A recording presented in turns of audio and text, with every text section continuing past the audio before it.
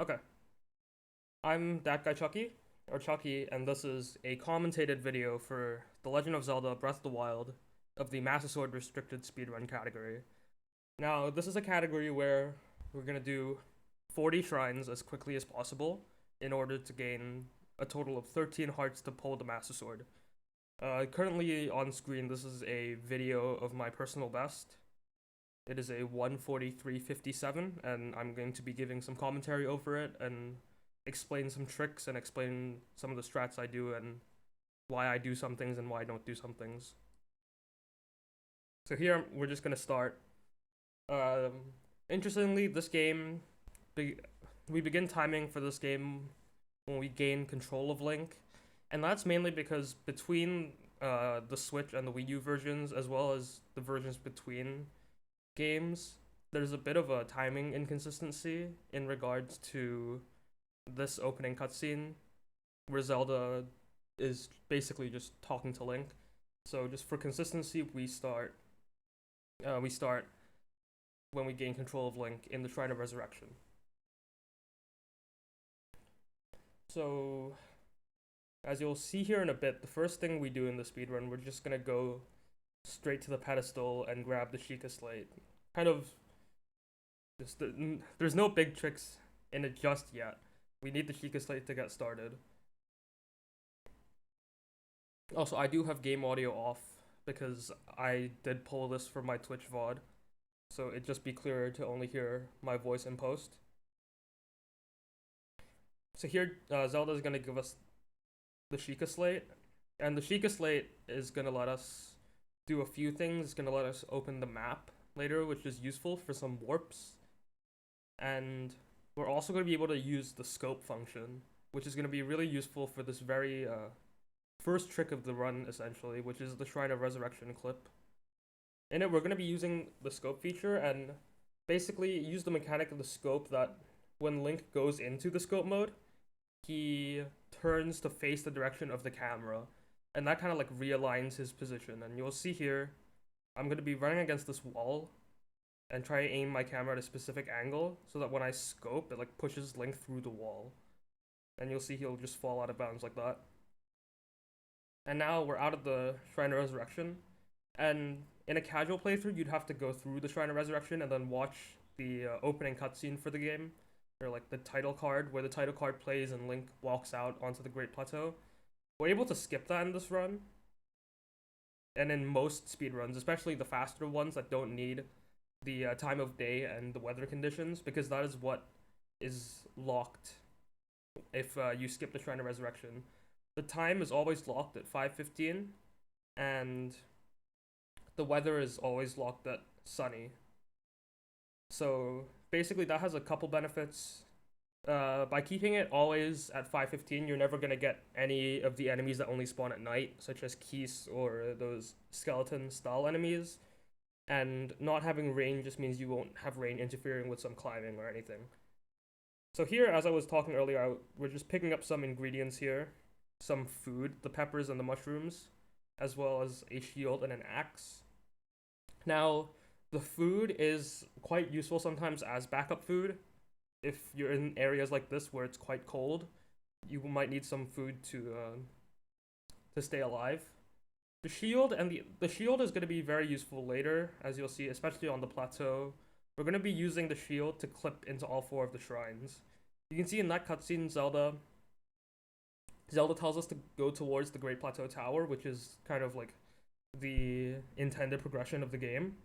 And the Great Plateau Tower has the effect of activating all the shrines on the map, as in you're able to press A on them and they'll open the door and let you enter.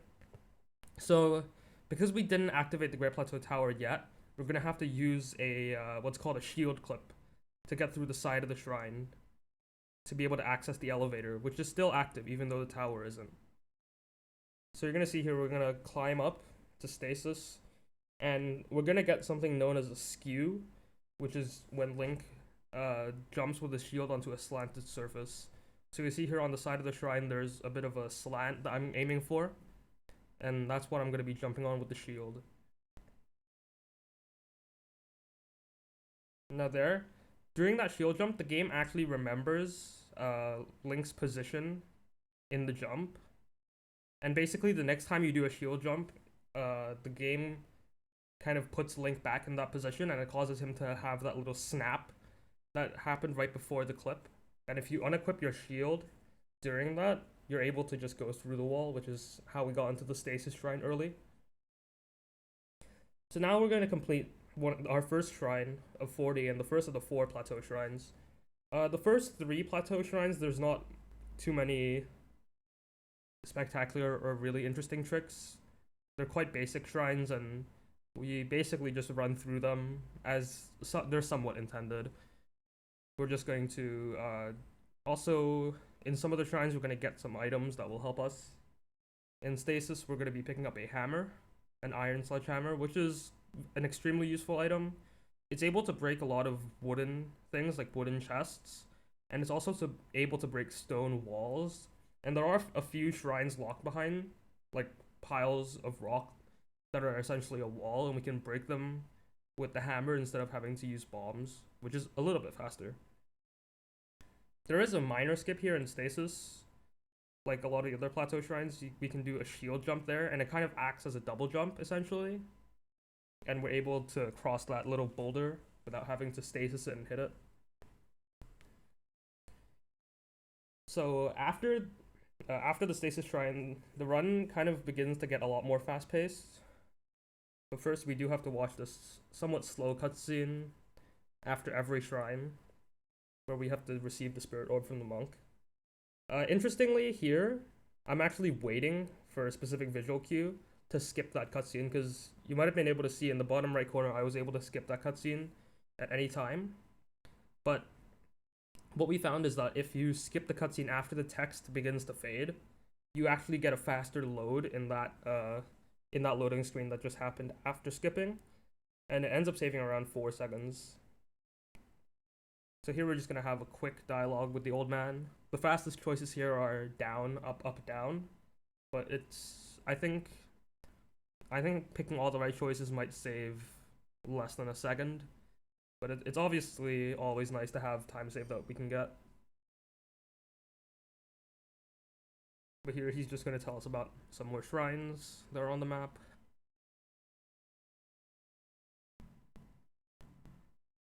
We're going to be using stasis here to boost ourselves up on this boulder. We're going to hit it a few times to charge momentum and use the arrow to redirect the boulder, and we're basically just going to ride it up this small cliff to the top. And here I'm about to do 2 tricks called a bullet time bounce and a fall damage cancel. So I'm just going to let the video play, and then I'll explain it afterwards. Here, basically we have to set up a very specific position and an angle to get these tricks. Basically, with that BTB, as it is commonly known as, we do the shield jump onto a bokoblin, and we go into bullet time while Link's in midair, which slows down. It slows down everything by 19 times. But the physics calculations still remain at full speed. So basically, what happens is we land on the Boko. The Boko ragdolls, and it causes Link to like bounce in another direction. And then when that happens, we can exit bullet time, and the game will go back to normal speed and multiply Link's speed by 19 times, and that basically gives him all that speed you saw there. And also at the end, I did a fall damage cancel, which, as the name entails, you can fall from a really high height without the paraglider and still not take any fall damage, which involved using the throw animation to reset Link's position. It was quite hard to see there because it was quite quick, and I was trying to explain the BTB. So we're gonna see another fall damage cancel later when we leave the Cryonis Shrine, which we also use a bullet time bounce for, and I'll try and explain it a bit more closely there. So Cryonis is again quite simple. We're just going to run through the shrine. There's a neat mechanic where we're able to ride the rising momentum of a cryo block. I didn't get it there, but there is a small skip. It saves around 8 to 10 seconds, I believe, where you can do a shield jump on a rising Cryonis block, and it will send you up, kind of up to the ledge on the left there. We're gonna be doing that strat in another shrine, so there might be another chance to see how that mechanic works.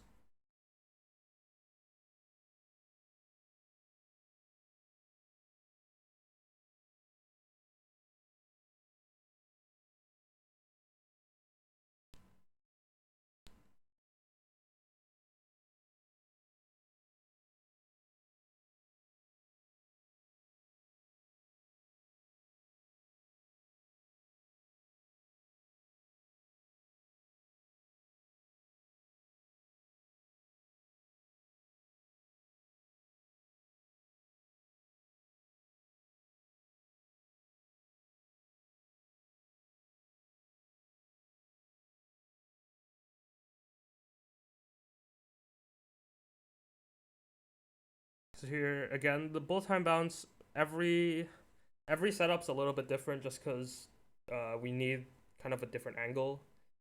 So you need to learn like each of them individually. And we can see here the fall damage cancel comes in.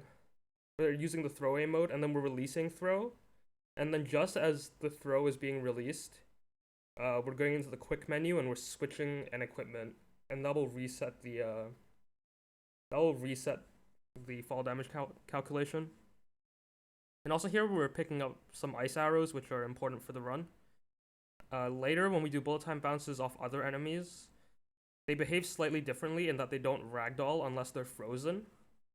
So we're gonna have to use the ice arrows to freeze them.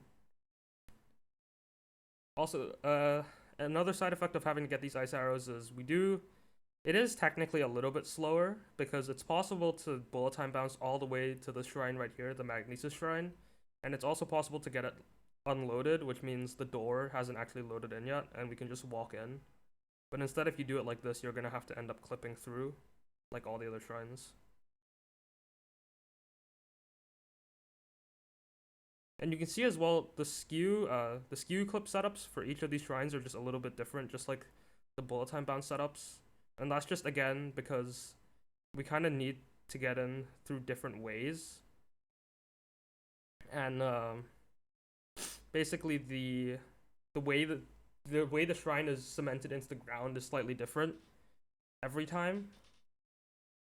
So that means that some skew spots are accessible on some shrines while they aren't on other shrines. And that basically means they're all different.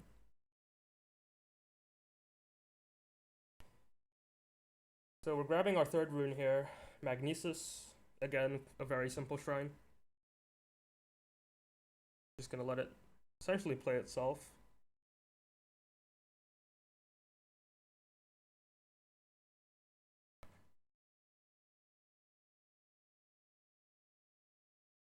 The rune cutscenes are some of the probably the most agonizing moments of the run, especially in shorter categories like any percent, where it's really about doing plateau as quickly as you can, and there's a lot of resets on plateau, so you're just watching these cutscenes a lot.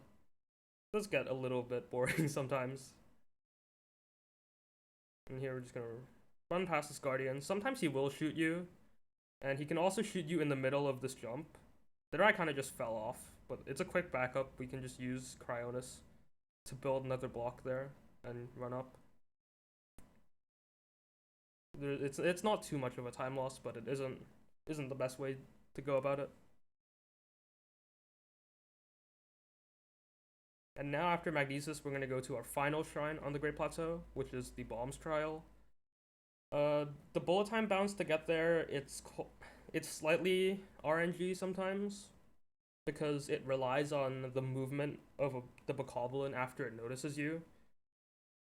There is a way that theoretically you can make it the same every time, but I'm not sure if it's really consistent.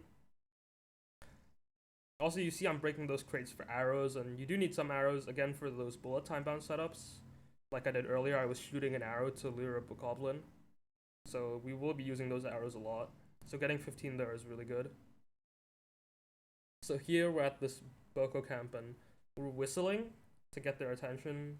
And basically you're waiting for this one Boko to walk up and give you this so you can BTB off him. You can see there he walked a little bit far to the left, so my BTB ended up going to the right.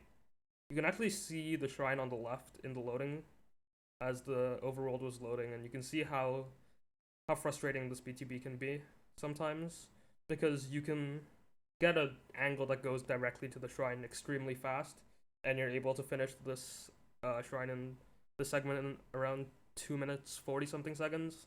But if you get an angle like that, or if you miss the BTB, it's over 3 minutes 20.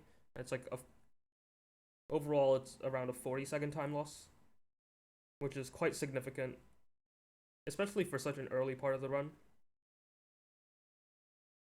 And in shorter categories like any percent as well, this would be a reset point if you miss this BTB, especially at the highest level, because 40 seconds is it's just too much for a category that's 30 minutes long.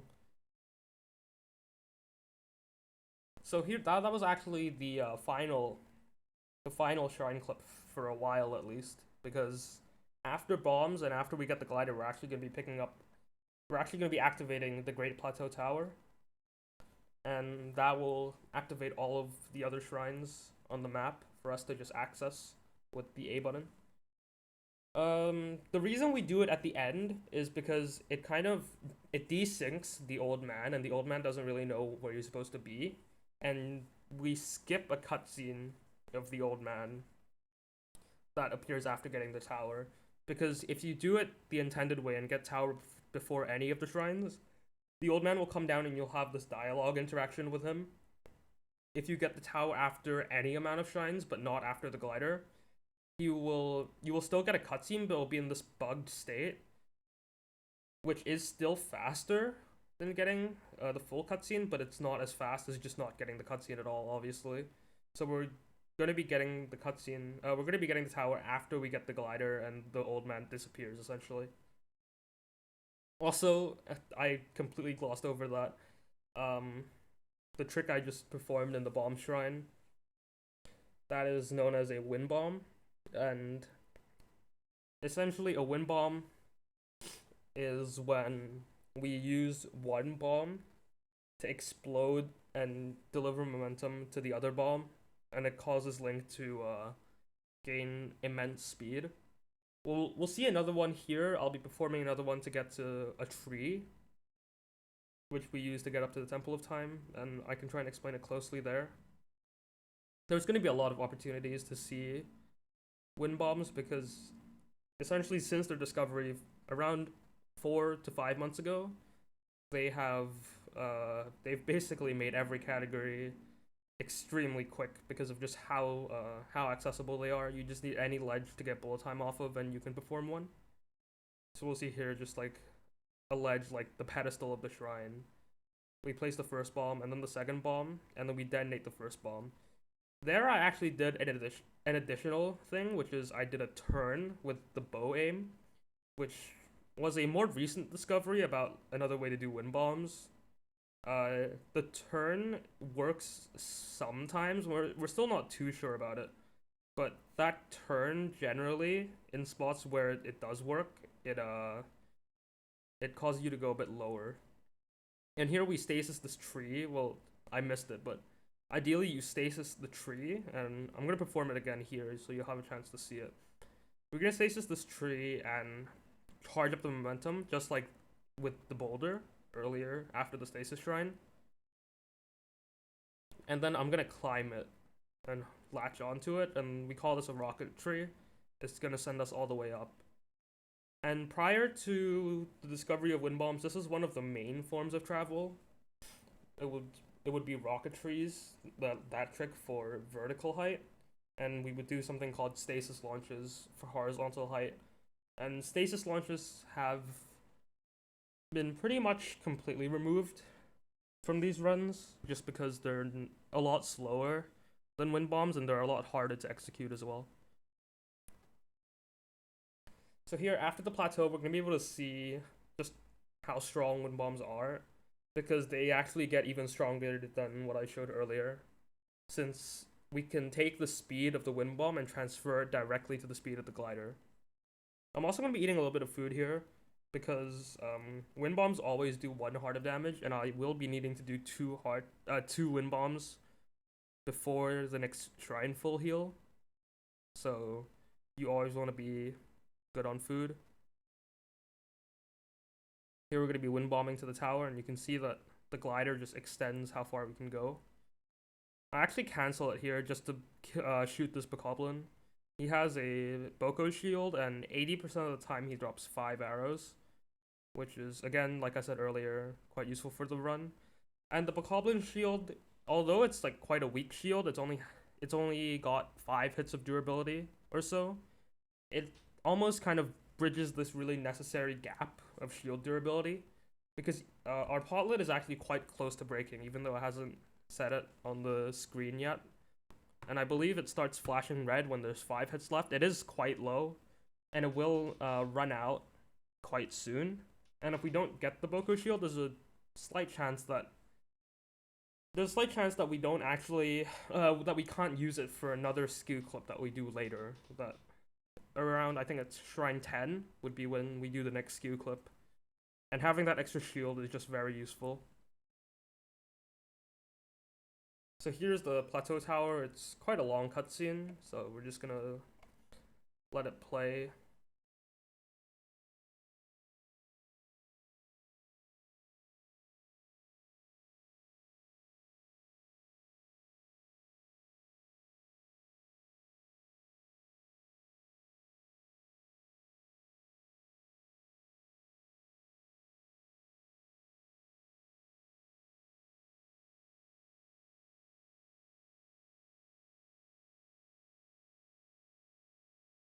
Okay, after this tower cutscene, I'm gonna be doing a backflip setup for a wind bomb, which is kind of the other main way to perform wind bombs.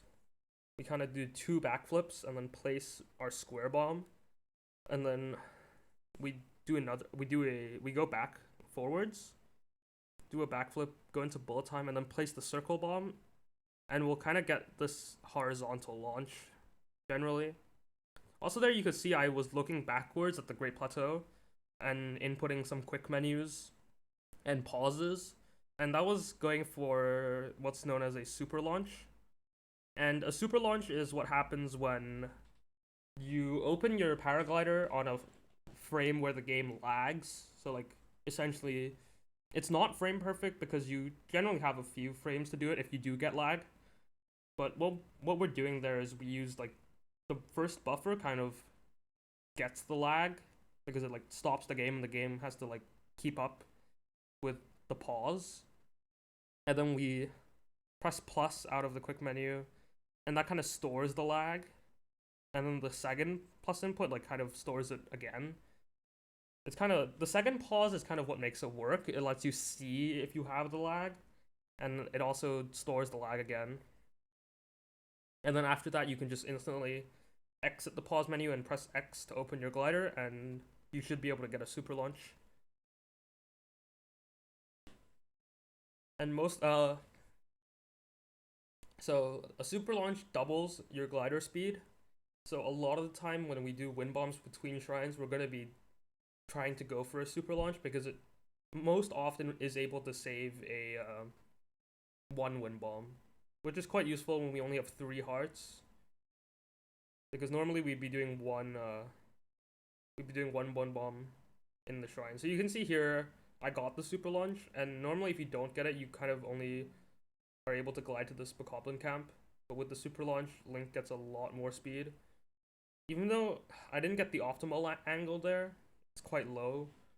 Normally you get an angle that's a little bit higher, but it's still better than not getting it.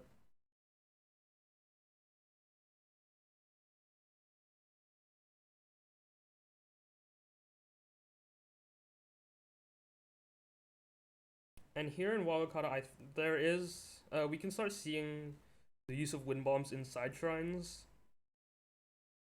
This one is a little bit dangerous and not everyone likes going for it, but we can kind of just wind bomb into the wall, and while Link is ragdolling, open the glider, and that kind of skips the entire puzzle. With, I believe you have to create a staircase with the magnesis blocks that are like on the right side of the shrine. There is a strat where you stasis it and kind of ride the stasis, kind of like the boulder again, but that is a little bit slower than the wind bomb. So in general, that's gonna be a theme throughout this run, is that we'll be doing a lot of wind bombs inside the shrines and skipping a lot of puzzles. Not quite yet. There's a lot of shrines here where we just do it kind of not really a casual way, but in a kind of with regular game mechanics and no major exploits. So again, we're doing a backflip setup. It is possible to go for a super launch here, but there aren't many spots for lag, and that is the case sometimes where you just can't get lag, so you just don't really want to go for a super launch. Also, here I made a very vital mistake. Casually, this is a quest where there's this lady who doesn't want you to step on her flowers, and you have to kind of navigate around to enter the Cryonis not the Cryonis shrine, the Heal Arouse shrine. And there, I was gliding over, and I kind of barely touched one of the flowers as I landed. And that, you just lose a little bit of time to the dialogue and the fade to black, and you have to run back in. It's a little bit slow, but it's not the end of the world. So here, again, you can see me using the Cryonis mechanic I was talking about in the shrine, where we ride on the cryo block, and it gives us vertical momentum. Here I'm supposed to use the cryo block to raise this chest, because it has ice arrows in it, and we need them. We don't need them, but they are very useful. And it kind of fell over. I'm not sure what really happened there. The cryo block seemed to be a little bit far, and it caused it to fall. But we're just gonna finish this shrine with nothing major, just some slight exploits here and there. And after this shrine, when we go outside, I'm actually gonna do something peculiar. I'm gonna be tripping over my shield, which basically gets us out of a state known as ragdoll state, and that's achieved when Link does a shield jump and then unequips the shield in the middle of a shield jump. So most notably, that occurs every time we do a clip, but we never actually do like a ragdoll fix or a ragdoll reset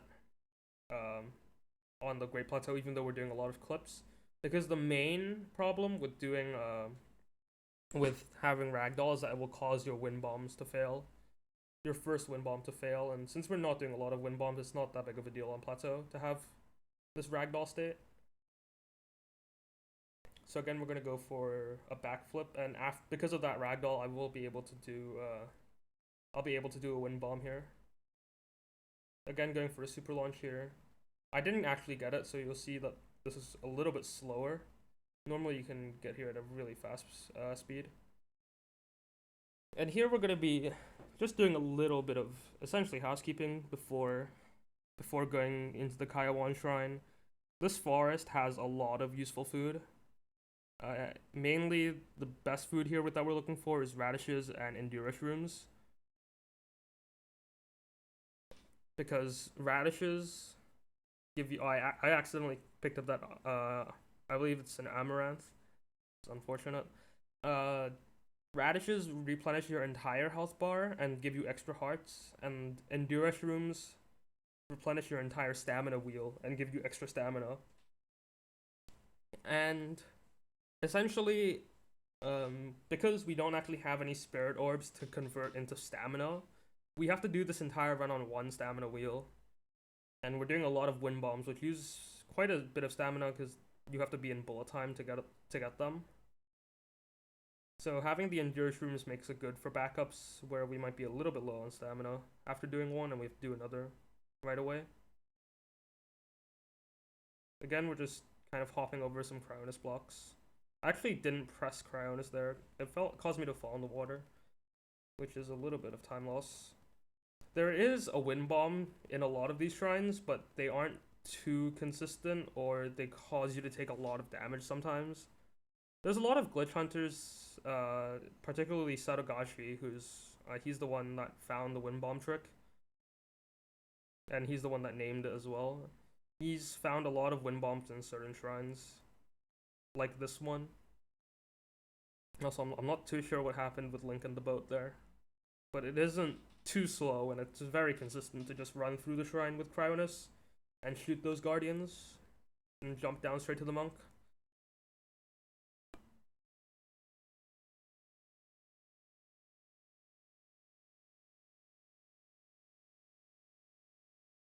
So here in Dakatas, we're gonna do a little bit more prep work. We're going to just cook some food here. We're right next to a stable, so I believe it's called Woodland Stable. I'm not too sure, but we're just gonna be cooking these radishes and these mushrooms that we picked up earlier.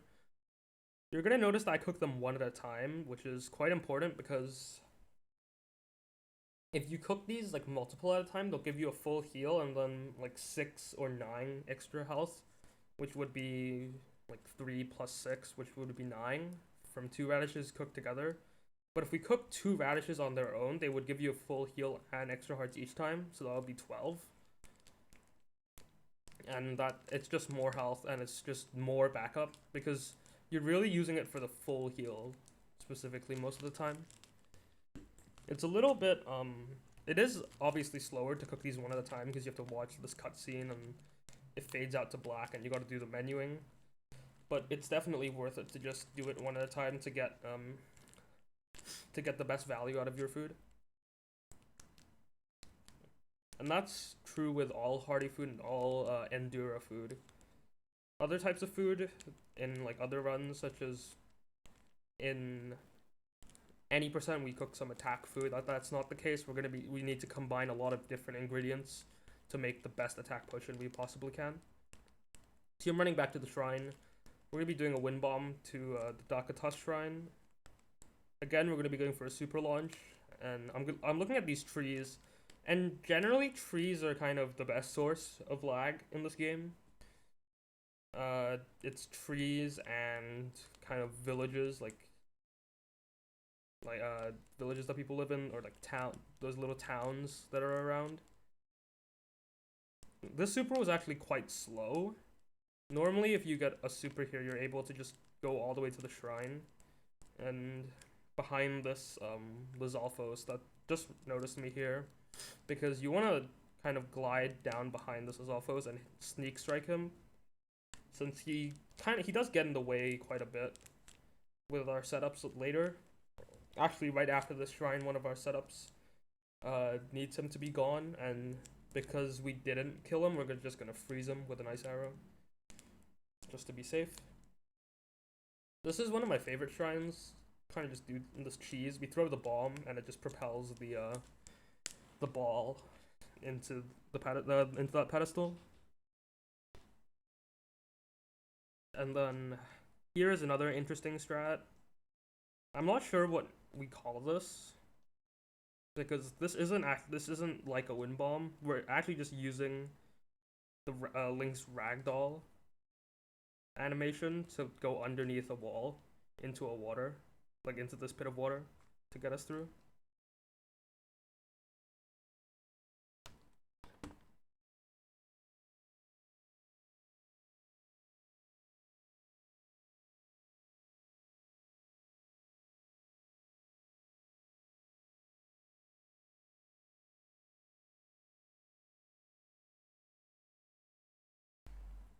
Alright, so the next shrine is Taloneg, which is the shrine that's in Kakariko Village. And it's kind of up this cliff side. Again, this Lizalfos is kind of in the way, so we're going to freeze him. It's kind of up this cliff on a hill. So we're going to use a BTB to get height here. And with these Lizalfos that are kind of in the swampy area, there's quite a consistent setup that you can do for them, which is, like you saw there, 2 backflip cancels. Or a backflip and then a backflip cancel. And basically, it allows you to just, when you shield jump, it always allows you to land on the lower back area of Lizalfos. Here my angle was quite high, but you don't need too much horizontal speed to get here. So it's definitely still a very good BTB, because it's very possible to go too low. So here in Taloneg, we're going to be setting a skew because this is a test of strength, essentially. And as you can see there, when I was setting the skew, the pot lid broke. So the Boko Shield would have been a good backup if I didn't get the skew correctly there. Which is one of the main reasons why the Boko Shield is really good. It kind of just bridges that gap between the pot lid and the shield that we got in this shrine, which is the Shield of the Mind's Eye. So just to talk about more about skew clipping.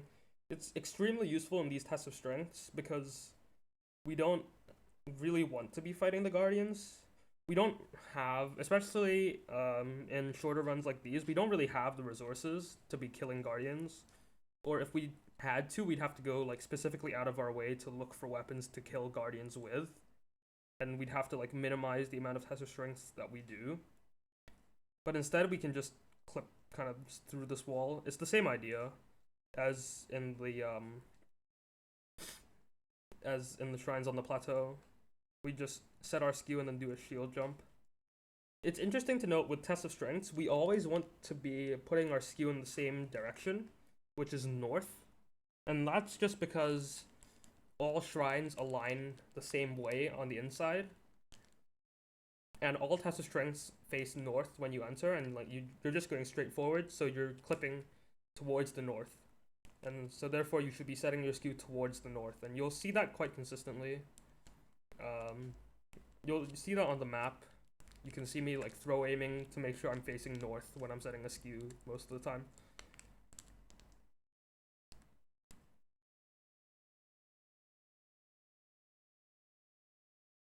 Here we're going to be doing 2 wind bombs up to Chevenir, which is the Dueling Peaks. It's up at the Dueling Peaks. It's quite high up. It's actually, compared to some of the other shrines in the run, it's definitely one of the slower shrines in isolation, but it does give us access to a lot of really fast shrines in the Dueling Peaks area. So overall, the access to this branch is very nice. And again, there I do the super launch inputs and I get it there. Normally, if you don't get the super, you kind of land in that valley there, and there's some guardians guarding it, and it's quite can be quite stressful if you don't get the super launch. You can see the guardian targets me. So we're just gonna kill this bokoblin, and then we're gonna try and get a bullet time bounce up to Dueling Peaks. And there's a small trend you might be able to see with these BTBs, and that's, in general, we use BTBs when we want to go high or we want to go far. It's basically our form of long distance travel, or very high travel like this. If we want to like get up a mountain, we're most likely gonna look for a BTB before a wind bomb. I actually made the mistake of eating here.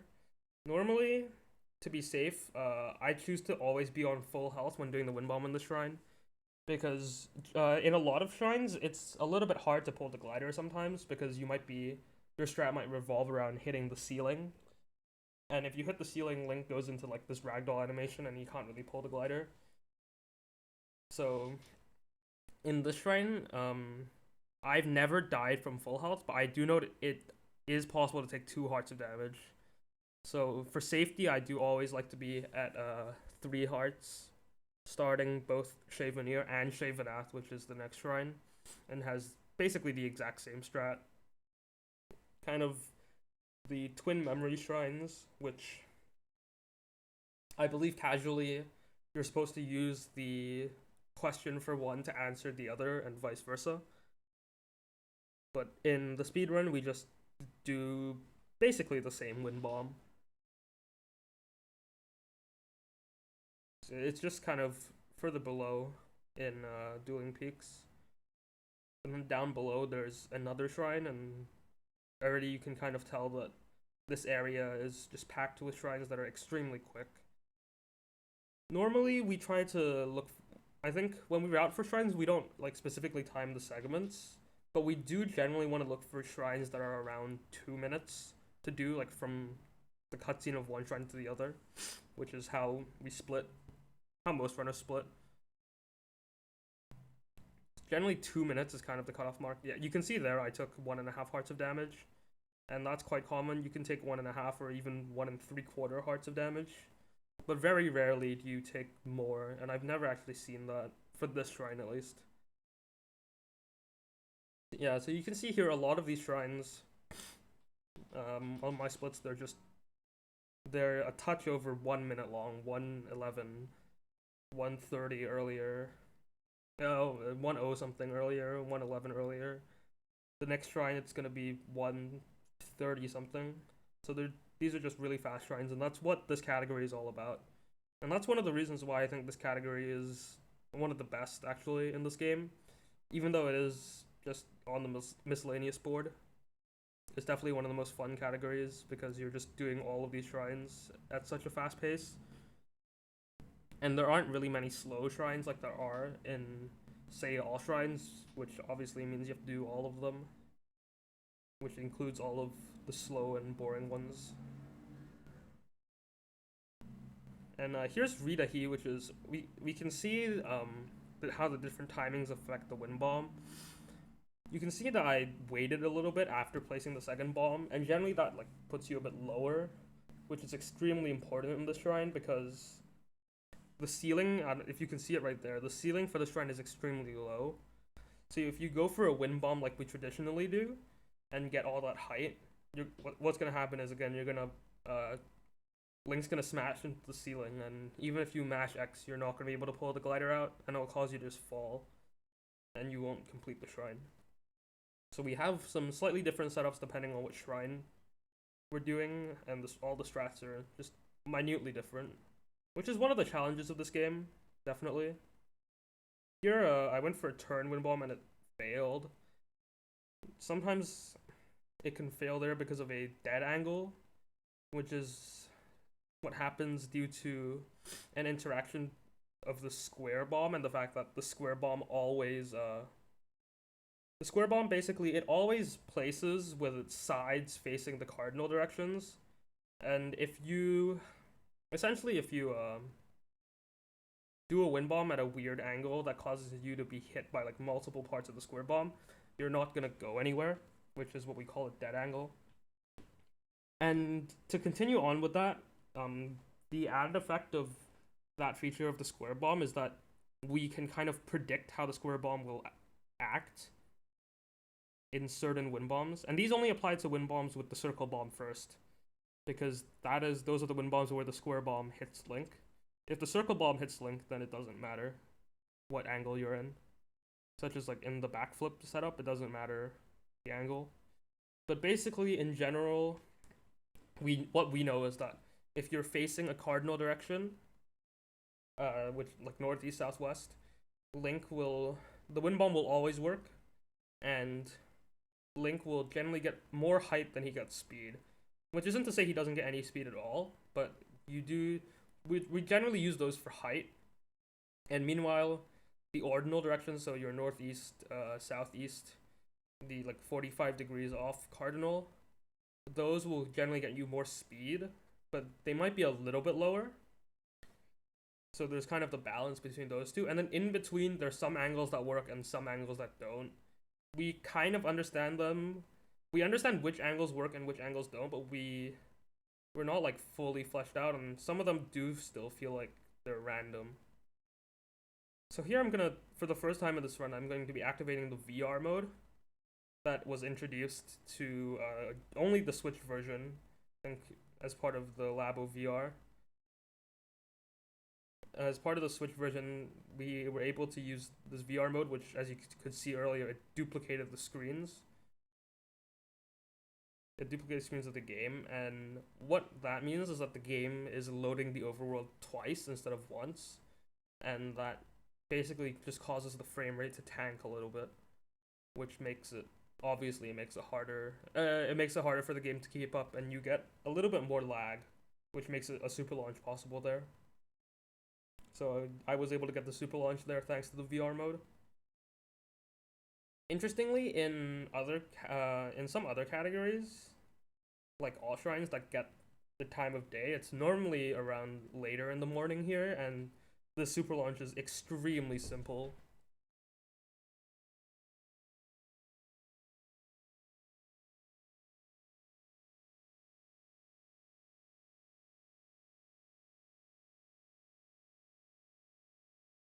So here that ends the first branch of our run here. So we're going to be warping away from Totosai, and we're going to be going back to a shrine that we went to earlier. And that's one of the advantages of being able to activate the shrines, is that we can just warp back to some shrines. And we're going to be going back to Dakatas. And then we're going to Sheirada, which is actually another warp point, interestingly enough. We're going to be warping back to Sheirada later in the run. to finish off. It's gonna be our way to the Korok Forest where the Master Sword is, so that's gonna be what we do at the very end of the run.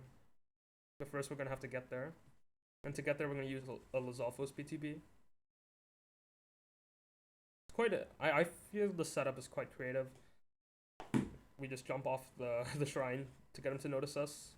There is another way to get to Sheirada, which is 2 wind bombs.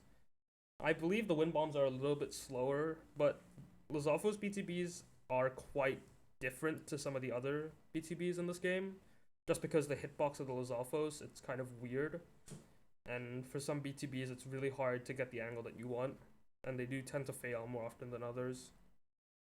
But we got a really good BTB there. But we're not going all the way to the shrine because we need to grab some extra ice arrows for the run. Just, again, over the run, theoretically, you should only need 10. And I believe a lot of runners have started only getting 10 ice arrows. And I'm sorry about that. I'm gonna just pause really quick.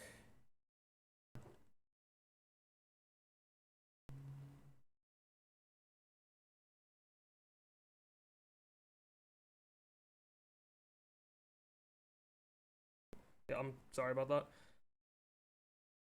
But in Sheirada, there's nothing too special. We kind of just do a wind bomb and get to the end.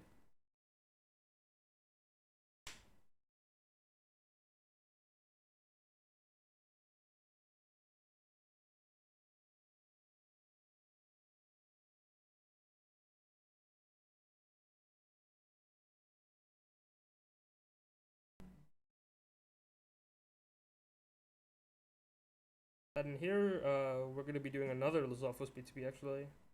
And one of the reasons this shrine is really good as a warp point is because of this one Lizalfos here. Kind of in a really central position, and you can angle him in really different ways. So here, we're going to the Akala region, where there's a lot of shrines that are very close together, and it's a very fast-paced section of the run. I actually made a slight mistake here that I didn't realize during my run was I headshot this Lizalfos, and that causes him to die off this BTB. As you can see there, his health bar completely deteriorates. So even though I get this BTB, that actually punishes me later in the run, because I'm not able to do a BTB off that Lizalfos again, like the route would normally do. But here in So Coffee, we're using the quick menu here just to buffer a little bit to load those food ingredients in. And here I'm trying to set skew. This is an extremely weird skew spot, and I think a lot of runners have stopped doing it.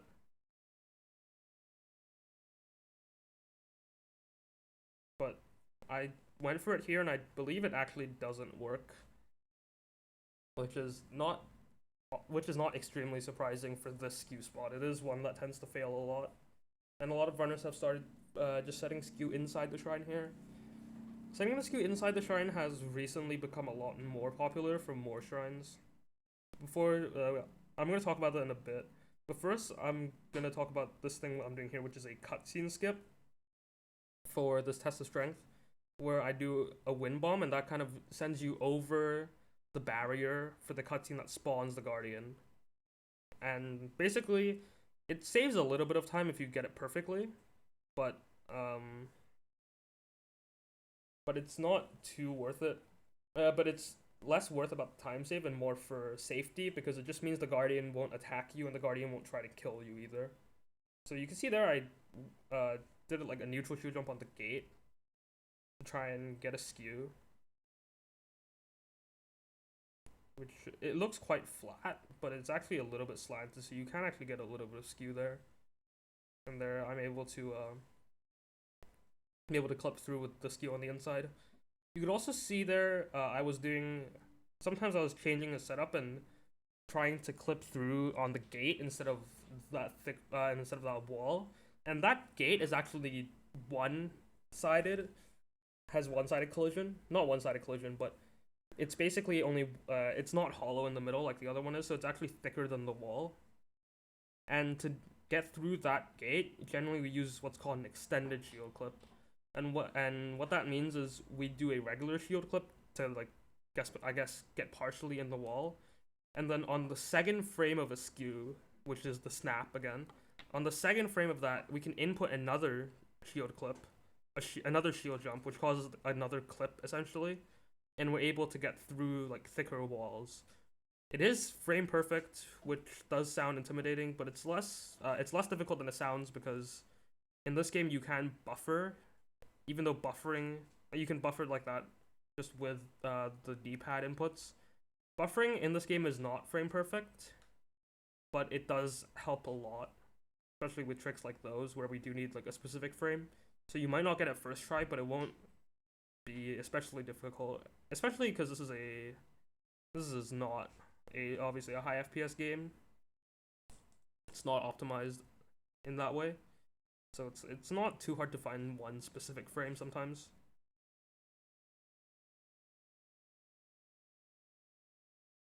So here we're essentially this is the beginning of the Akala section. After So Coffee, it's kind of the Eldon area of the map, which is where Death Mountain is, kind of around the bottom of Death Mountain and around that area, the east of that. We've got Tamul here, which is I don't know how to describe the strat that we do in the shrine because it feels like any player could have found this. We just throw a bomb at those crates and the leaves, and then we kind of just do a little jump to get over this tiny gap. And a lot of us sometimes just debate like what the developers were thinking with the strat in that shrine. And I think you're supposed to get like a torch or something in that shrine, a casual way. They like leave a torch there, and you're supposed to burn down all the leaves and the boxes and stuff. And then here again, continuing with these fast shrines. There's a shrine that's kind of right just behind the wall, not the wall, but like the cliff on the left. So we're just gonna get up to a higher vantage point here, and then you can see the shrine's just right there. So we're gonna be doing another wind bomb to there. Actually, that wind bomb actually wasn't the best, and that's because I got impatient and released and went into a wind bomb too early, and you could see that because the bomb was actually still on cooldown from the first one. And sometimes if you do wind bombs that don't go very far, that second bomb might still be on the map and doesn't deload, and it will cause you to lose time if you forget about it, and it actually might cause you to die because if your muscle memory just does the wind bomb inputs and doesn't realize that one of your bombs is out, that square bomb will explode and do a lot of damage.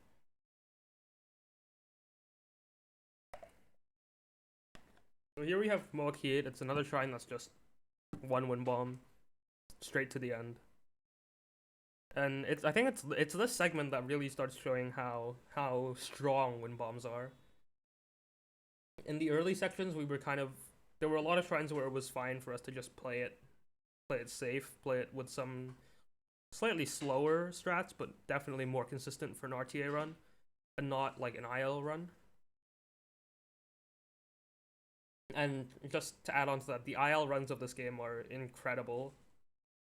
Some of the strats that you can perform in this game are just they take a very long time to set up, but they are incredibly interesting to watch.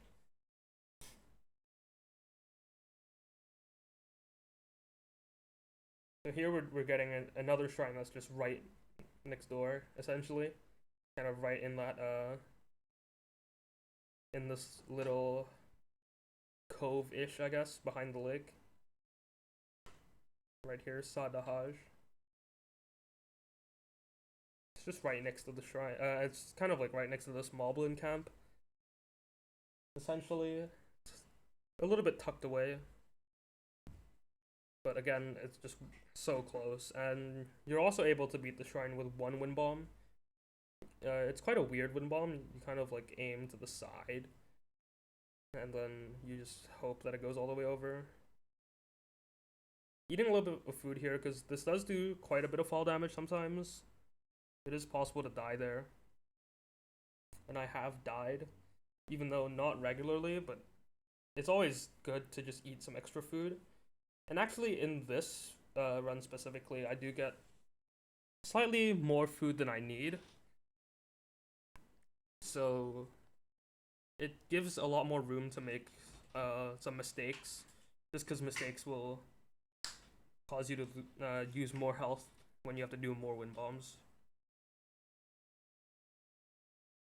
So getting back to the properties of doing a wind bomb like in a cardinal direction, we really use that here when getting to the Shrine Zeikasho, because it's kind of like on the other side of this mountain essentially, or like this little part of the mountain. So to get up the mountain, we do a lot of wind bombs to the east, and then we do a lot of wind bombs to the east, and that really just gets us all the way over, and the shrine's just on the other side. Whereas if we were doing wind bombs in, let's say, ordinal directions, we wouldn't be able to get nearly as much height as we do here. Also, there you'll notice I eat a hardy food, and that is tactical because this is a shrine where the wind bomb, you you do tactically hit the ceiling and then ragdoll around to get into the final chamber of the shrine to skip the puzzle, which does regularly do a lot of damage, a significant amount of damage to you. So the hardy food here is always good. You don't really want to be on 2 hearts when you do this. It does consistently do more than 2 hearts of damage. So you can see there I took like 1.5 hearts, which is actually quite below average probably. But again, this is just one of those very fast shrines in Akala.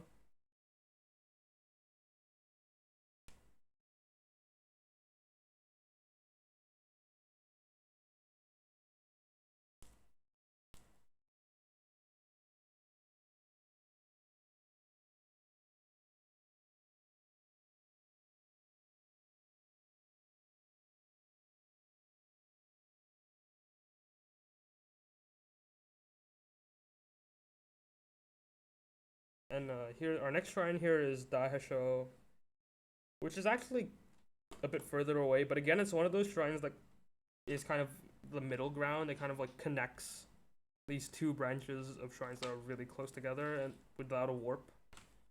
Sorry about that. Without having to warp. So we do like 1 longer shrine, and then as a result, we're able to do like say 4 or even 5 really short shrines, which is kind of how this game is routed. Just because a lot of shrines are really close together, they're kind of like in groups essentially, and then after that they're scattered all around.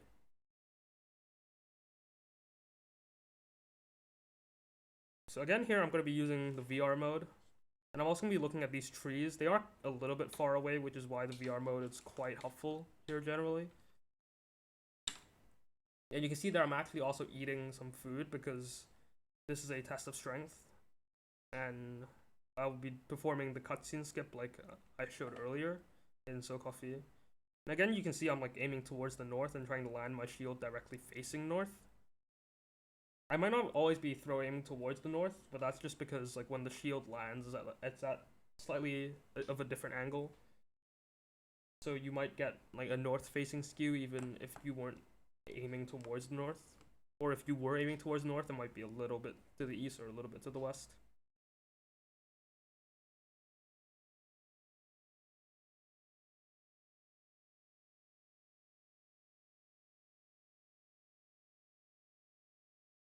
So there actually, before all these cutscene skips, you'll see me do a little jump with the shield and unequip it in mid-shield jump. And that actually is a form of ragdoll resetting, just like tripping over the shield. But we don't really understand that this type of ragdoll fix because sometimes it works, but sometimes it just really doesn't feel like working. So the most consistent way we know how to fix ragdoll is to just trip over the shield like that. Or to bomb yourself. Bombing yourself is also a way to fix ragdoll. It has the effect of not removing your skew, which is sometimes useful and sometimes not useful. But in this category, normally, there's the other effect that bombs do 3 hearts of damage. And if you aren't on full health, that means you won't have the one-shot protection, which means you will just die to a bomb if you try to bomb yourself and you're not on full health.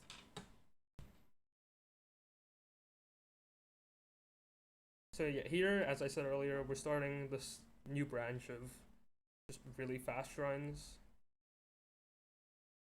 After getting a shrine that was a little bit slower. Again, using the VR mode. This is one of the places where a lot of runners agree that VR mode is probably necessary. In general, VR is kind of a preference whether you want to activate VR or not. Because you have like this little basically there's like this slight menu time, and also is kind of just annoying to look at. So technically it would be optimal to just always play the run in VR, but I don't think any runner would really want to do that, just because it's not very fun to watch or to play. Here in Kamel there is a wind bomb in the shrine, but due like personal preference wise, I really dislike this wind bomb. It's because the platform where the monk is it's extremely small, as you'll see here. It's just really easy to fall off after a wind bomb, and that the strat there with shooting the metal block to push the seesaw, it's not that much slower than the wind bomb, and so it's just a small time sacrifice that I make along with a few other runners. They do choose to do the casual strat, the quote unquote casual strat here instead of the wind bomb, just for safety.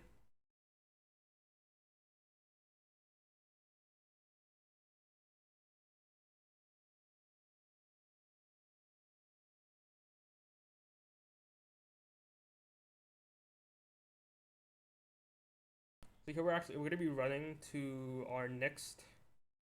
We're gonna be running to a BTB spot for our next shrine. We actually probably like a week ago we realized that we could just wind bomb to the spot, and it's it's kind of been something that happens quite frequently in our community.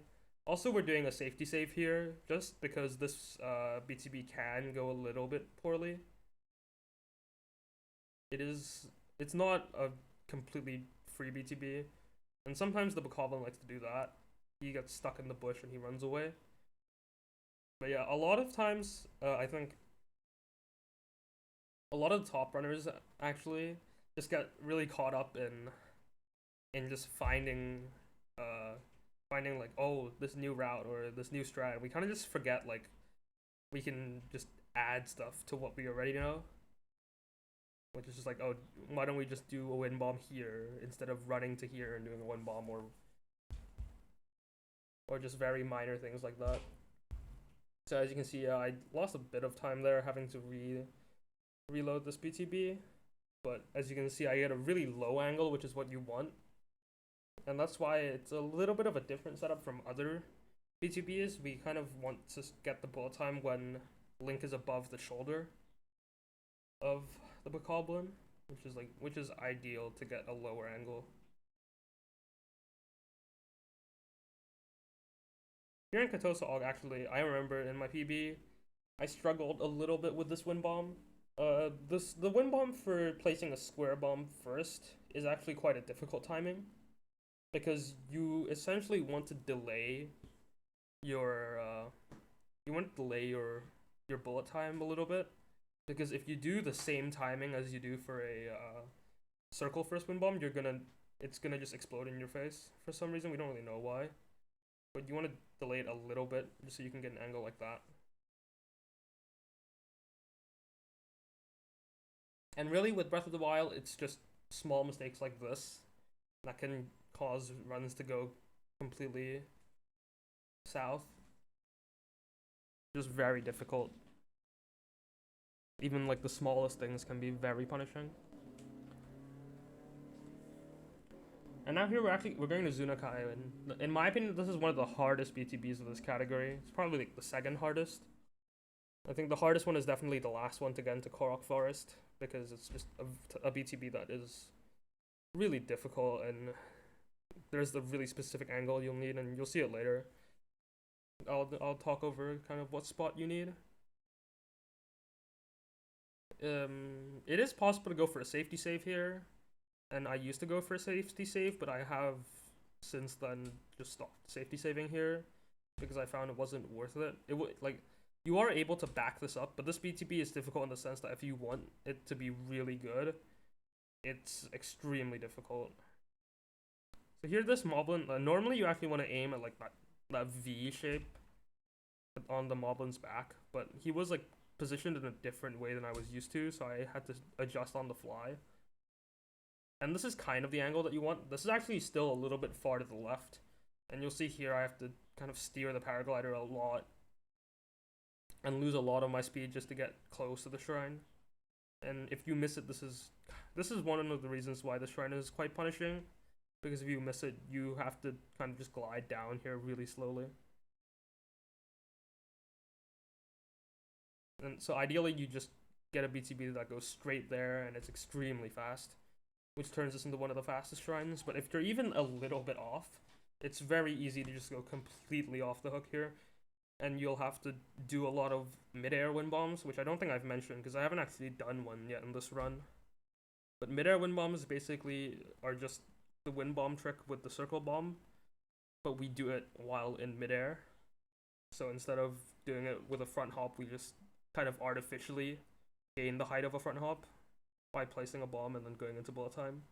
It is quite a different trick to the front. Well, it's the same mechanic, but it can be quite different, and it does take a different timing.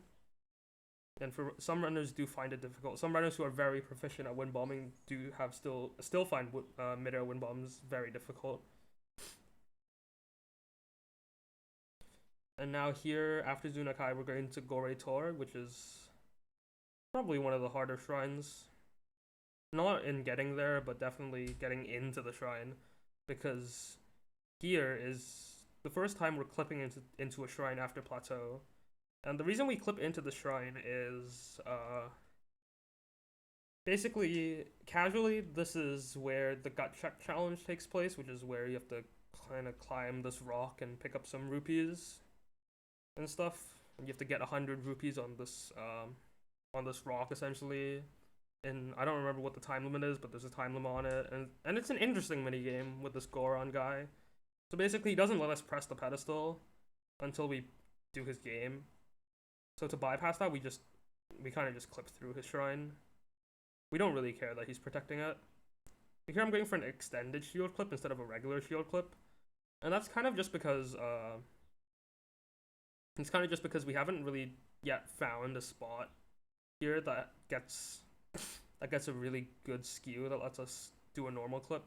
So we just do an extended shield clip so that we can clip in even with a slightly weaker skew.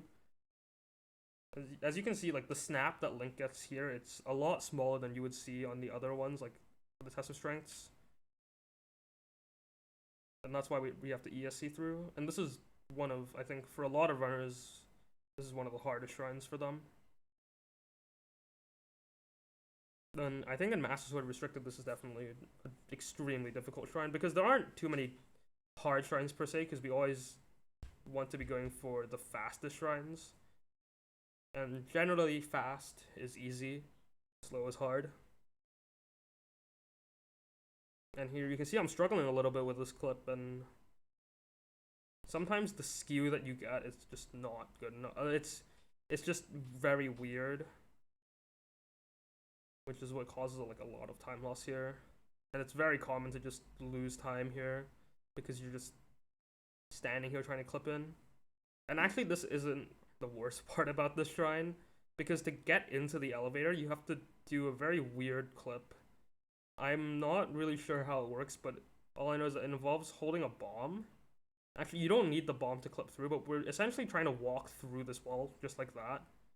Just trying to phase through a wall. And holding the bomb apparently helps the collision just completely break down, and then kind of sinks through the wall and up into the pedestal area in the elevator. So I'm picking up a Great Frostblade, which is essentially a backup weapon at this point. It is able to kill minor test of strength guardians, which is sometimes useful. But with the cutscene skip, it doesn't have a lot of place left in the run. There isn't much of a reason to go for it. But it is sometimes a nice alternative if your axe is low as well. I did just get it for safety in this run. So here, after we leave the shrine, we're gonna have to watch a cutscene. I don't really know what the Scoron says, but he tells us to go away, I think, and to just get out of his shrine. And again, Roda this is one of those shrines where it's a bit further away, but it connects us to a branch that gets shrines really quickly. So you can see the time here, it's around a bit under 3 minutes if done well, which is definitely one of the slower shrines. But the shrine right after it again is we go back to those sub 2-minute shrines. So we actually warp back all the way back to the Great Plateau Tower, and we do this. I think this branch is around 10 or 11 shrines long.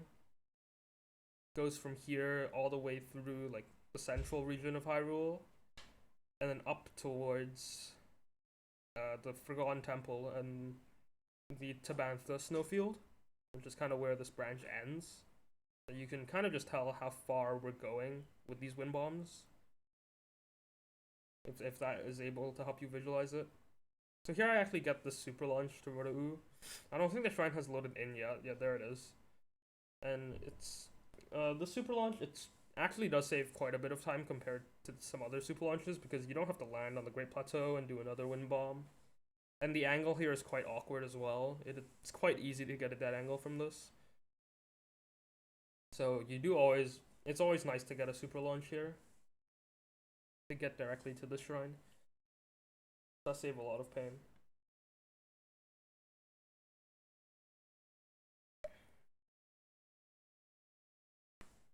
So again, quite usual. I think at this point you've all like seen quite regularly how most of these shrines go. They just involve walking a little bit backwards and side hopping onto one of the pegs, which lets us do a wind bomb in a direction that we like.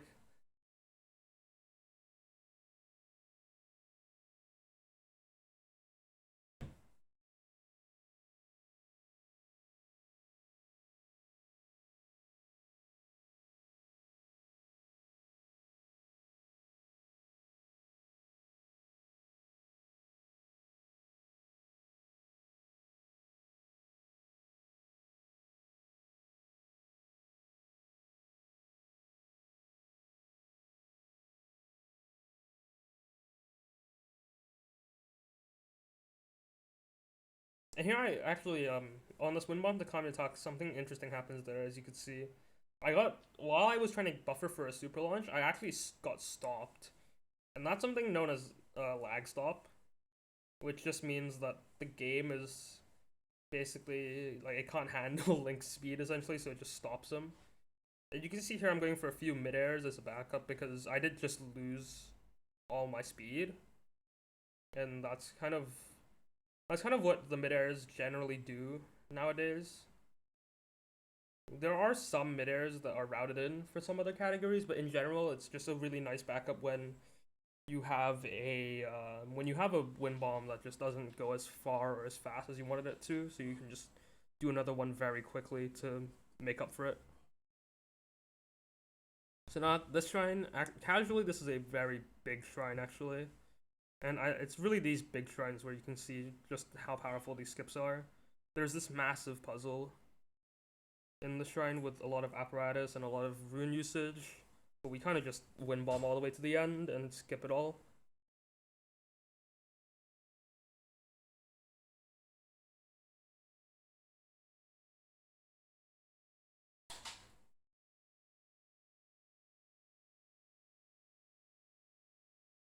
And next up here is Moglatan. And this actually recently has been a shrine of some discussion between the runners because it is slightly slow of a shrine, and it doesn't really lead to like any particularly fast shrines. All of the fast shrines we can kind of get to from this Kamitak shrine, already. We don't have to go specifically to Moglatan. So there have been some slight reroute ideas regarding the shrine, but I think one of the things about this game is that it's always there's always like these little changes that we're finding. And again, we're going for a safety save here, just before this BTB, because this BTB can fail in the sense that you just go in the completely wrong direction if you don't get a nice shield jump. And if you don't save there, you have to load back at the start of the shrine. So you have to do that wind bomb again, and you have to run over there again. So here I actually get quite a bad angle. I shield jumped a little bit late, and then I bullet timed a little bit late also. So ended up flying really far to the left. And again, probably see the power of mid-airs. We're just gonna be going for a mid-air wind bomb to back up the bad BTB essentially, which is like one more thing you can do. And that kind of gets us to this low area, which is where a solid BTB would normally get you to. So basically because of the mid-air, we turned a bad BTB into essentially an okay BTB that was just slightly slower.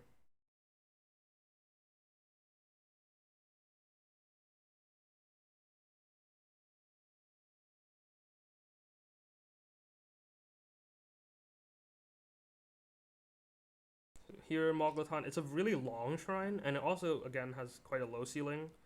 And on the ceiling there's a lot of these like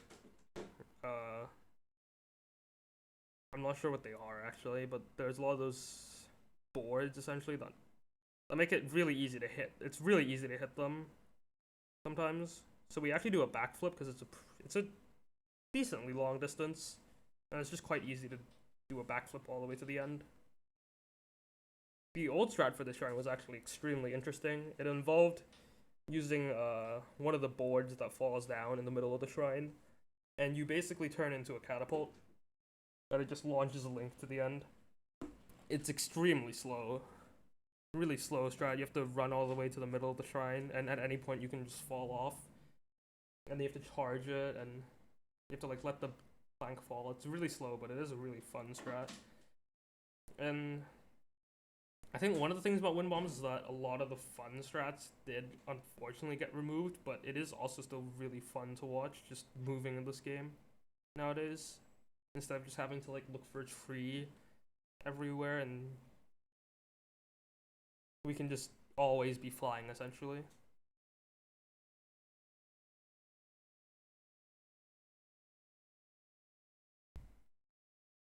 And here's Stream That Goes, which is another shrine that's somewhat slow and is on the chopping block with that new routing idea. Just because it is really close to the Moglatan shrine, and it's still pretty close to the Kamyatak shrine, but because of this really long animation of the shrine appearing, it's really bad. And not really bad, but it is a little bit slower than it needs to be. This is actually one of the Cast Quest shrines where you have to shoot an arrow between two of the rings. And normally you'd have cast tell you the riddle and you would solve it, but it's not. You don't actually need to activate the shrine quests most of the time. Sometimes you do, because sometimes shrine quests do start with you talking to someone, but a lot of the times you can just do the puzzle yourself, and then the shrine will still activate, but you won't. But you just won't complete the shrine quest. So we don't need to talk to Cass at all in this run, unfortunately. So we don't get to hear any of his cool music.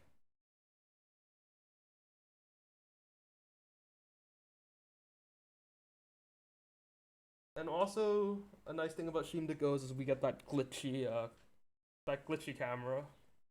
Not really sure how it happens, because there's a lot of shrines where we activate the pedestal, they activate the end of the shrine with those bars still in. But that's one of like around 2 or 3 shrines where that happens. Out of just, and there's a lot that have bars in them at the very end. Again, going for a super launch here. Got it. This was actually a really good super launch that takes you all the way to the shrine. Sometimes some super launches can look a little bit deceiving just because there's actually not a lot of trees there. There's not many trees there, so it doesn't look like there's going to be a lot of lag, but there is definitely sufficient lag in that area. And here's also why we don't actually do a wind bomb. It is technically faster to do a wind bomb, but there is a really safe strat to do that you never take damage on it. We just hold ZL and forward here, and then as we hit the thing to propel that piston, we just jump. And it's a little bit similar to the Cryonis rune quote-unquote exploit, where we're able to use the momentum to help ourselves go farther. And again, it's just one of those shrines where you're not really sure if the devs like thought about that. Like just like Tomball earlier, where the skip just seems so obvious. It doesn't make any sense.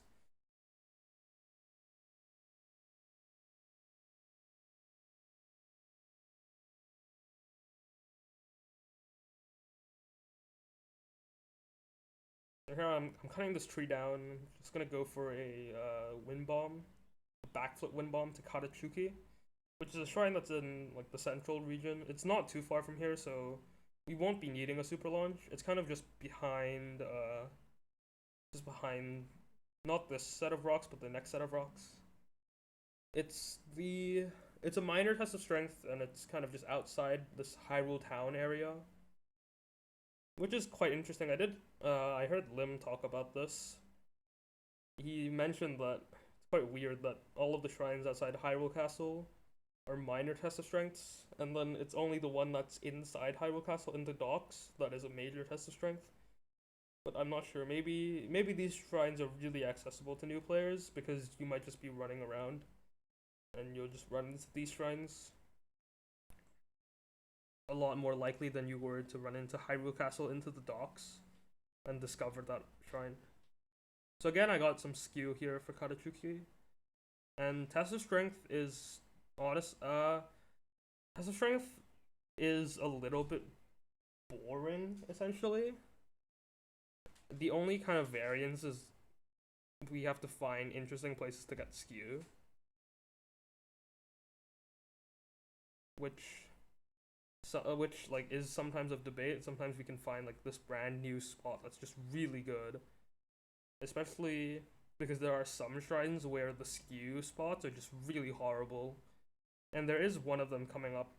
Well, not coming up. There is one of them at the very end of the run. Shrine number 38, Namika Oz, is quite infamous actually amongst runners for just being one of the worst shrines to clip through. Here the next shrine is Noyaneha, which is another test of strength actually. And this one also has quite a weird skew, and there's a couple of runners that do different things here. The best skew spot that most people use is kind of like on this cliff face outside the shrine, which is quite unique because generally, like as a rule of thumb, we always want to be closer to the shrine. Just so if we do screw up, like you can go back, which still loses a lot of time, but you don't want to go like all the way back out to like a cliff here, kind of on this cliff face that I'm gliding towards. I actually lost a lot of speed here. Not really sure why.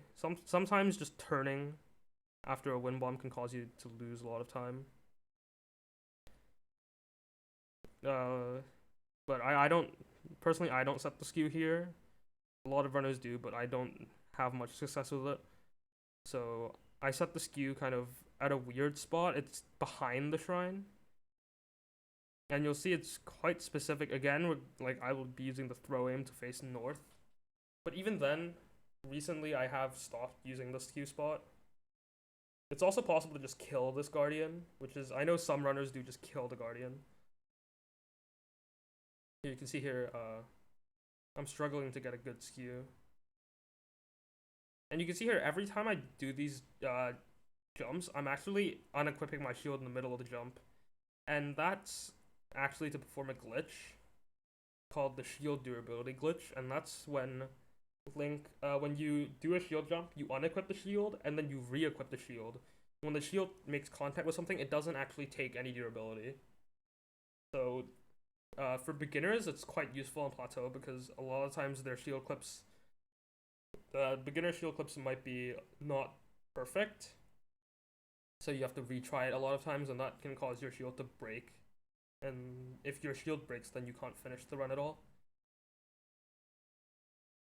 So here's the backup for Noyoneha. Like I said earlier, we are able to kill this. So we do just kind of, just shoot him. And we just try to kill him. He has a minor test of strength, and using these elemental weapons, they do actually take a significant amount of damage. And like elemental arrows and whatnot, you can see like that there is significant damage done there. The optimal strat to kill guardians in this scenario would be to do a bow spin, which is a form of spin attack where right as we start the spin attack, we can use B and ZR. And basically what that does is it allows us to do damage with the weapon, but like the animation, it's spinning the bow. And actually with elemental weapons, this is extremely useful because elemental weapons, if you use them, they kind of like they deplete of their element, and you have to wait for it to recharge. But if you're bow spinning, that doesn't actually happen. So with a frostblade and a bow spin, you're actually able to just lock the guardian in place forever, and you can just keep freezing and refreezing and refreezing until it dies. So that's one of the reasons why a frostblade is an extremely strong weapon, especially the great frostblade, obviously, because you can spin with it. You can't spin with one-handed weapons. I actually failed that shield jump coming out of that shrine. It's jokingly, a lot of runners like to joke that that's one of the hardest jumps in the game, but it is actually quite easy to fail that jump, and you end up like just ragdolling around and taking some damage. And here we're going to Monyotoma, which is the shrine that connects to Seren Stable. It is technically the warp point for Seren Stable, even though the stable is really far away. You have to like shield surf down to it normally, was what I would do in my casual playthrough. And it is a little bit far away from Noyoneha, but again, this is one of those shrines where there's about 4 more shrines connected to it that are just extremely quick after Monyotoma, and you'll see how fast-paced they can be. And here you'll see an intentional mid-air wind bomb. We cancel it early. We cancel our glider early just to save some stamina, and then we're able to do a mid-air wind bomb that gets us all the way to the shrine.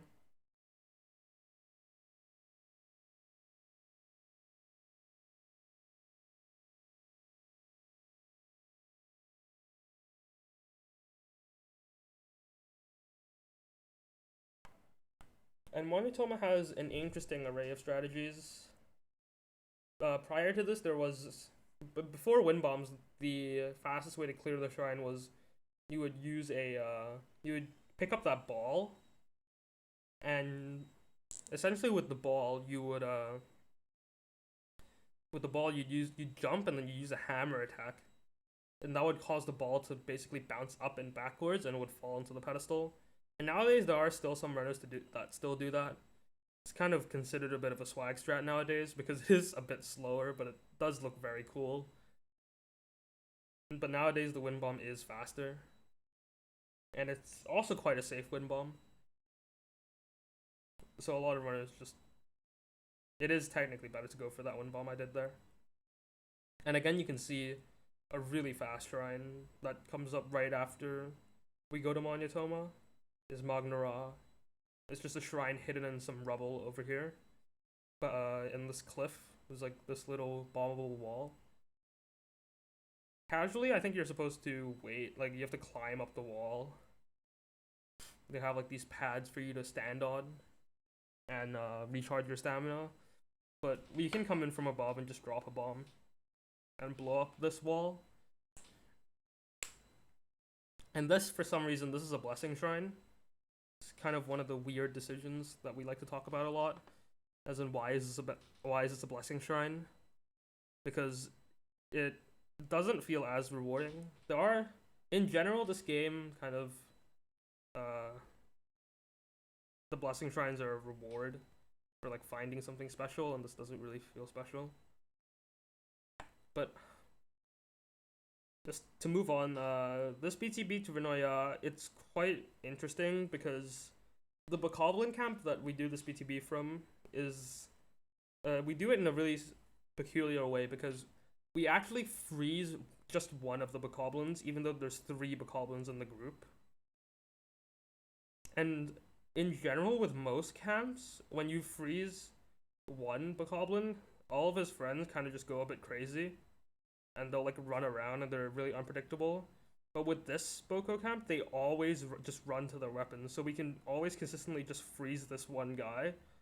And while those Bokos, you can see them at the bottom, they're going for the weapons, we can just do this BTB. And it takes us all the way up to the shrine near Snowfield Stable, Rinoya. It's still unloaded right now, which it does happen a lot with this game, because you're really not supposed to go anywhere near this fast. But so we just a lot of the time we just stand around waiting for things to load, or even going back to any percent. There's when you do the BTB to Hyrule Castle directly from the Great Plateau, as you're gliding over Hyrule Field, you're gonna get a couple loads, more than 2, maybe even like 3 loads, 3-4 loads, as the game tries to catch up with how fast Link is going. So again, I'm gonna do one of those lower height wind bombs. I actually fail it here. I hit the pedestal, which can happen sometimes. It's one of those shrines where basically it's placed like at this weird angle and at a weird height, such that you want to get a low height wind bomb, but at the same time you also don't want to like be too low because it's not a directly horizontal, and I actually failed again there. You're not going directly horizontal like in a shrine like Ridahi, so you don't want to be too low, but you still want to get enough height. So you have to get this really interesting middle ground with the shrine. And I think this is one of the shrines that kind of shows like how wind bombs, they're not always like the same. Like some people kind of think that we do all these wind bombs and they're just all of them are the same and it makes the speedrun mundane. We do actually have to like know what wind bombs are, or like when to do some kind of wind bomb, and if that fails, like what kind of backup you can implement.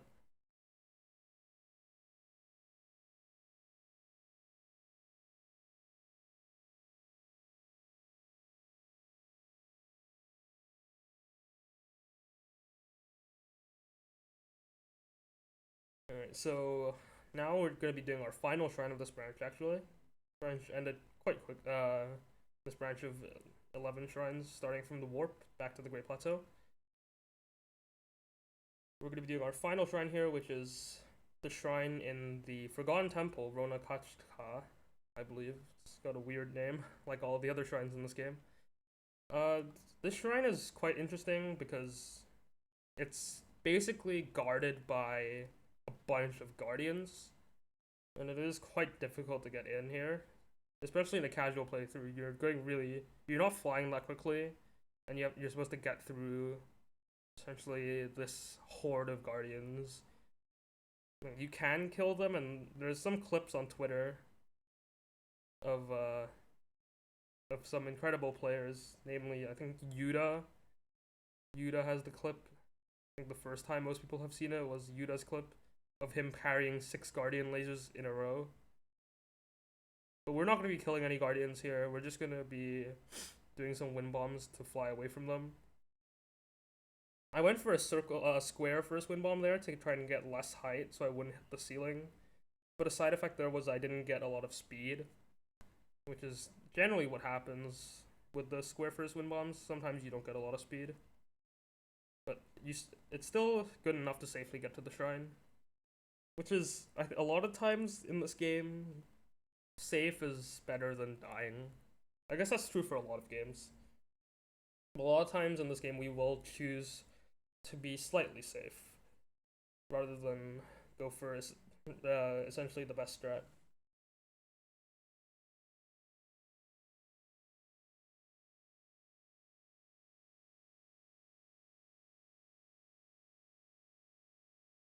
And now after the shrine, we're gonna be warping back to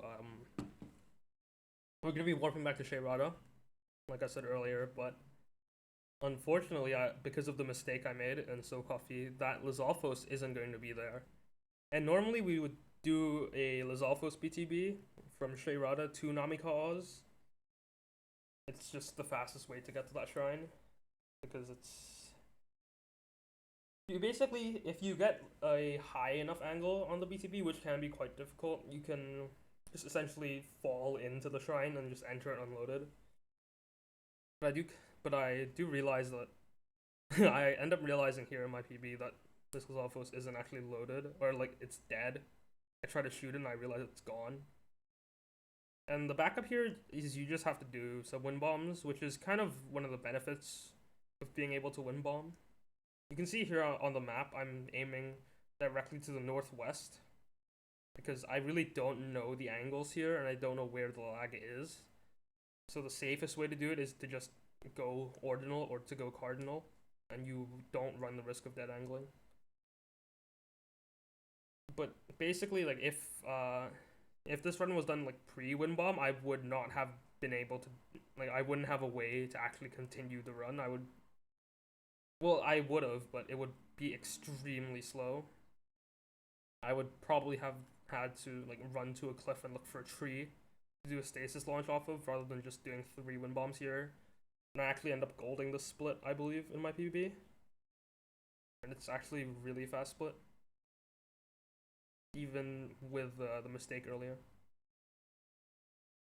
And Namikaze is actually a test of strength, but you can see that I didn't actually go for skew here before entering the test of strength, and that's just because there isn't really a good setup for this shrine, and I think a lot of runners would agree that the setups for this shrine are just terrible. So we're just gonna directly skip the cutscene. It also means we don't have to fix the ragdoll state.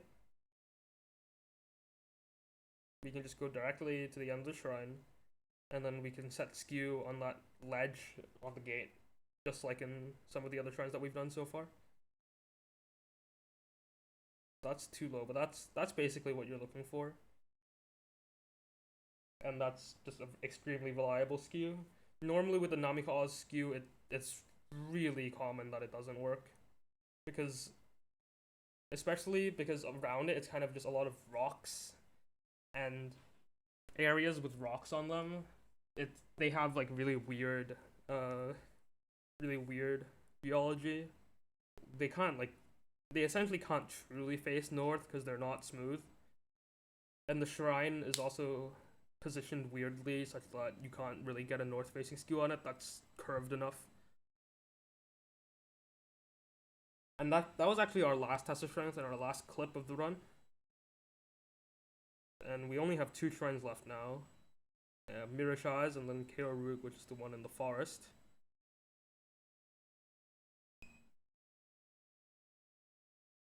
So here I actually ended up getting lag for the super launch, but a common mistake that happens when you go for these supers is you you go for the buffer too early, because there's basically a period of ragdoll there where Link isn't able to pull his glider. So if you go for a super launch there, even if you get the lag, you don't end up getting the super launch because Link can't pull his glider on the frame right after you pause. And you can also see some like really small details going on in the run, like me switching runes before entering a shrine. That's just like a habit thing. It just keeps you on your toes to remember which shrine you're doing. Here in Mirashaz is another instance of casual strats. We're just gonna play the golf minigame. I know for a lot of casual players this was a lot of pain, but it is just 5 spin attacks with a 2-handed weapon. I know it definitely gave me a lot of pain that I wasn't able to figure that one out.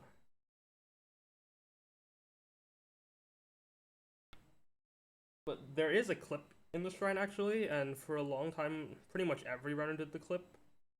And except I think Specs, who is a Hundo runner, I don't think he's ever done this clip.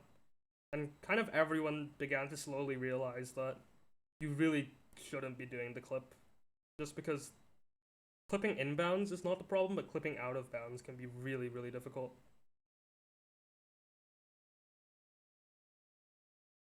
And now to get into Kaorug, normally getting into the forest, if you do it casually, you have to go through the Lost Woods entrance, and there's a bunch of fog, and it kind of forces you to take like the specific path. If you don't, and if you walk like off the path, and you don't follow the torches, basically causes you to void out and puts you back like at the start of each part of the forest. So basically, what we're aiming to do with this BTB is we're going so fast that the game can't keep up with the fact that we're actually out of the forest. So again, we're going for a safety save here because this is definitely the hardest BTB in this entire category. There is a super launch here that is possible that I know a lot of runners do instead of this BTB, just because they really dislike doing this BTB. But yeah, as you can see here, I got it perfectly first try. And you can see the fog covering the Lost Woods, and all of that fog, if you stay in it for too long, it will generally cause you to void out. But we're going essentially so quickly that we can just fly all the way into Korok Forest, which is kind of the safe zone. When you see the words of the location, the Korok Forest location on your screen, that's when you know it's safe. And you essentially won't get voided out from that point. And also the shrine was unloaded there, so we were able to just get in really quickly. And here you always have to eat here, no matter what, because you do 2 wind bombs before entering the shrine. So if you start on 3 hearts, you'll have to eat to do the last wind bomb to get through the shrine.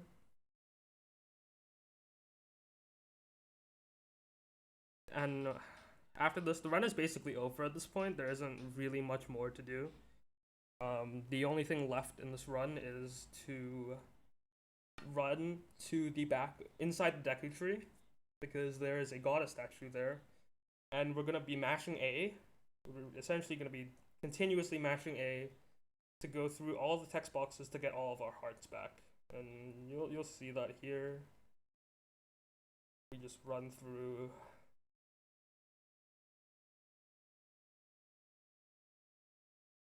Run into this Deku Tree. You can accidentally talk to like some of these Koroks in here, which is quite a severe time loss.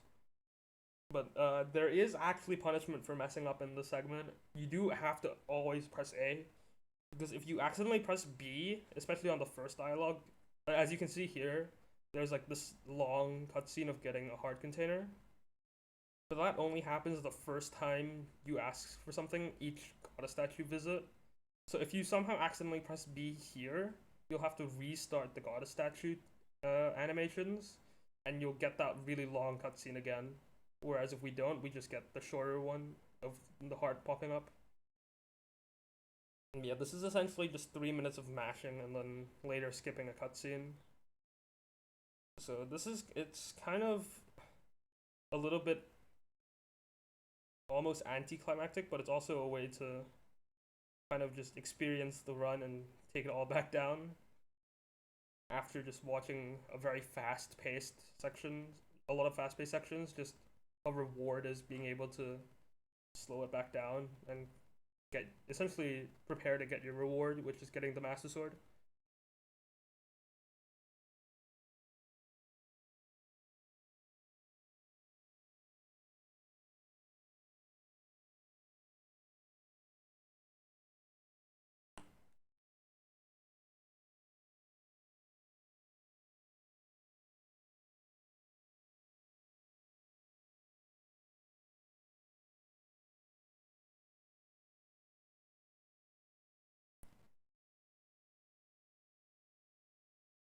So there isn't really much left to talk about. We are on 8 spirit orbs remaining. Each 4 spirit orbs converts to 1 heart container or stamina vessel. So basically we have 40, so we get 10 extra, which adds up all to 13. And we're basically coming up on the end of the run here. The Master Sword is right behind us in the center of Korok Forest.